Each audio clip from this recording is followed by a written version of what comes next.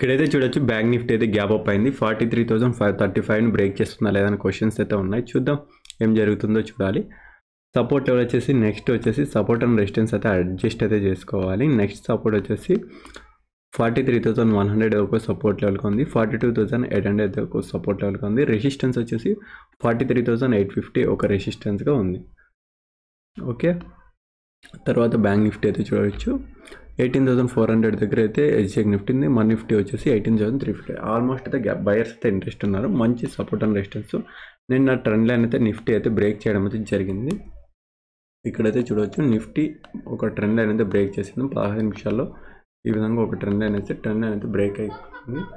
ఇప్పుడు మనకి 18,430 ఒక రెసిస్టెన్స్తో ఉంది. చూద్దాం ఇక్కడ నుంచి మార్కెట్ ఏ విధంగా రియాక్షన్ చేస్తాం.